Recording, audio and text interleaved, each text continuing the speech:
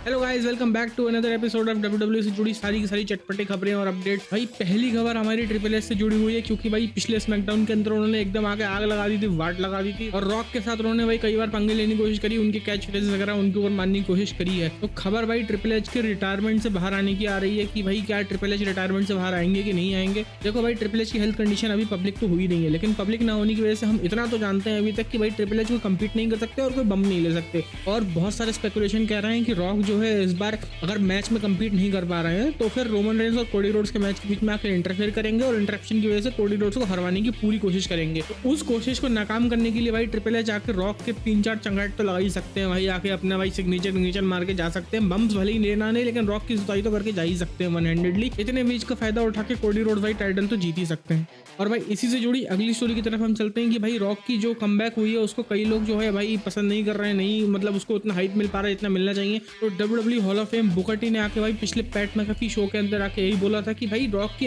Comeback को इतना हौले में मतलब उतना हल्के में नहीं लेना चाहिए और people in the back stage should really understand the revenue and one day they will be in the same spot as the Rock. तो भाई उसको रिस्पेक्ट करो, उसकी कहानी को समझो और भाई उसके कमबैक को भाई इतना भी भाई नेगेटिवली नहीं लेना चाहिए। अगली स्टोरी भी हमारी कोडी रोड से रिलेटेड ही है, जहाँ पे डब्ल्यूडब्ल्यूई वेटरन डिस्को इन्फर्नो ने ये आके कहा था अपने इंटरव्यू के दौरान कि भाई कोडी रोड्स को नेक्स्ट जॉन सीना बनाने के लिए एकदम भाई ग्रूम किया जा रहा है। वो सारे के सारे वही काम कर रहे हैं जैसे कि मेगा बेस फाउंडेशन हो गया और मीडिया अपीयरेंसेस वगैरह हो गई, टॉक शोज अपीयरेंसेस हो गए और भाई हर तरफ से पब्लिकली डब्ल्यूडब्ल्यू को सपोर्ट करना, फेस ऑफ डब्ल्यूडब्ल्यू बन के रहना और एकदम ultra pro max baby face बन के रहना। भाई दुनिया उनके खिलाफ है लेकिन फिर भी बंदा जीत के रहेगा, वो वाली कहानी उनके साथ हो रही है। ये तो बात हो गई डब्ल्यूडब्ल्यू वेटरन की। अब हम आते हैं WW veteran slash WW hall of famer slash WW legend. भाई दी अंडरटेकर ने भी भाई अपने पॉडकास्ट 6 फीट अंडर वाले में यही कहा था, भाई उनका दिल एकदम बैठ चुका है भाई कोडी रोड्स जब उन्होंने बोला था कि अनाउंस किया था कि भाई वो अपनी स्टोरी फिनिश नहीं करेंगे, रोमन रेंस के साथ मैच नहीं करेंगे रेसलमेनिया के अंदर। अंडरटेकर ने इसके साथ साथ ये भी कहा था कि उन्हें पता है कहीं ना कहीं क्या होने वाला है, क्योंकि रॉक वर्सेस रोमन रेंस बहुत बड़ा मैच है भाई,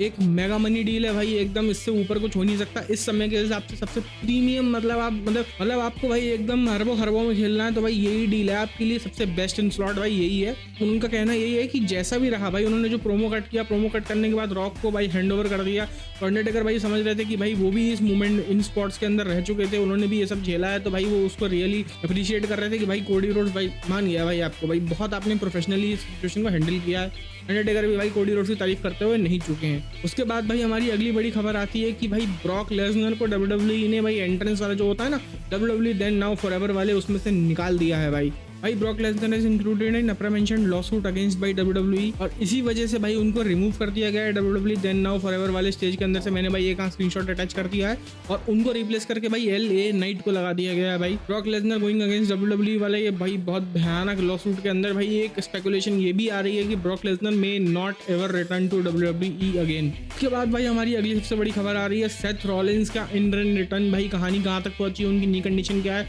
तो सेथ रॉलिंस के भाई इंटरव्यू लिया गया था, सेथ रॉलिंस से इंटरव्यू में पूछा गया था कि भाई आपकी नी की कंडीशन क्या है, तो सेथ रॉलिंस ने भाई सीधे सीधे बोल दिया था कि भाई इतने महीने से मेरा रिहाब चल रहा है और 3-4 हफ्ते और भाई मैं पूरी तरीके से रिकवर हो जाऊंगा, मैं रिहाब वहीं तक चलेगा और उसके बाद रेसलमेनिया के अंदर तो 100% भाई मैं एकदम सेट होके आऊंगा, कोई एकदम गिले शोकवे नहीं, कोई चोट चपेट कुछ नहीं। तो भाई एक बहुत अच्छी बात है क्योंकि भाई सेथ रॉलिंस बहुत समय से एक्शन में नहीं थे भाई, क्योंकि ये टोन ACL वगैरह भाई बहुत डैमेज कॉज कर देती है और लोगों के महीने करियर खत्म कर देती है। और बहुत अच्छी बात है डब्ल्यूडब्ल्यूई ने इनकी भाई टाइटल बेल्ट नहीं निकाली थी, इनको रिलिंक्विश नहीं कराई थी, क्योंकि ये इस तरीके की इंजरी है जो कि भाई डब्ल्यूडब्ल्यूई चैंपियन को भाई रिलिंक्विश करने पे मजबूर कर देती है। लेकिन सेथ रॉलिंस से बेल्ट नहीं हटा के डब्ल्यूडब्ल्यूई ने अच्छा डिसीजन लिया और उनका इस बार का रेसलमेनिया मोमेंट कहीं नहीं जाने वाला है। उसके बाद हम चलते हैं भाई अपनी सबसे बड़ी नेक्स्ट खबर की तरफ, जो कि है रेंडी ऑर्टन। भाई एपेक्स प्रेडेटर से रिलेटेड भाई इस बार रेंडी ऑर्टन एकदम हिस्ट्री सेट कर देंगे, क्योंकि भाई रेंडी Orton is gonna enter the most number of elimination chamber match in any other superstar in WWE history. भाई रेंडी ऑर्टन इस बार नवा अपना एलिमिनेशन चेंबर मैच खेलने जा रहे हैं। उनसे पहले ये रिकॉर्ड क्रिस जेरिको के पास था, जिन्होंने 8 एलिमिनेशन चेंबर मैच खेल के अपनी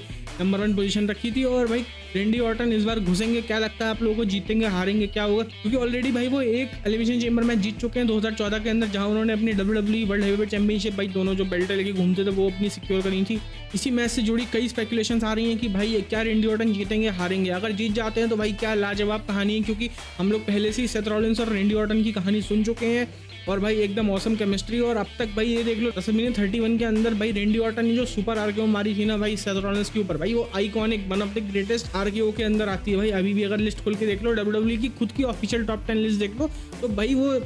समझ लो कितनी तगड़ी केमिस्ट्री है दोनों के बीच में। लेकिन अगर इस बार रेंडी ऑर्टन हार गए तो उसका एक बहुत बड़ा स्पेकुलेशन आ रहा है कि भाई वो हार उनको मिलेगी सोलो सकुआ की वजह से, क्योंकि जब एलिमिनेशन चेंबर मैच के अंदर भाई कोई बंदा एलिमिनेट होगा और केज खुलेगा बाहर जाएंगे तो उतनी टाइम विंडो के अंदर सोलो सकुआ आके भाई रेंडी ऑर्टन को भाई समोन स्पाइक वगैरह मारेंगे और उनके ऊपर भाई अटैक करके चले जाएंगे, जिसकी वजह से रेंडी ऑर्टन वो मैच हार जाएंगे और उनकी कहानी जो है कंटिन्यू हो जाएगी आगे रेसलमेनिया 40 के लिए। और भाई अगली बड़ी खबर या खुशखबरी देख लीजिए, सोनिया डेविल और टोनी कसानो भाई शादी कर चुके हैं आपस में, दोनों की शादी हो गई है। इसी पास सैटरडे को दोनों की शादी हुई थी और भाई 140 लोग आए थे उस शादी के अंदर और उसमें से कई सारे WWE सुपरस्टार्स थे, जैसे कि भाई उनमें से एक थी अपनी फ्लावर गर्ल खुद की भाई बियंका बेलेयर। उसके बाद और WWE सुपरस्टार्स आए थे जैसे कि भाई चार्लेट फ्लेयर और एंड्राडे साथ में आए थे, मॉन्टेज फोर और बियंका बेलेयर साथ में आए थे, पेली आई थी, Liv Morgan, Chelsea green, Mandy रोज, बहुत सारे WWE सुपरस्टार्स आए थे भाई उनकी वेडिंग अटेंड करने के लिए। अब भाई दोनों लोग चल चुके हैं अपने कोस्टा रिका को अपना हनीमून मनाने के लिए। तो भाई यही थी आज की चटपटी WWE खबरें, फिर मिलते हैं अगली खबरों के साथ, तब तक के लिए भाई बाय बाय।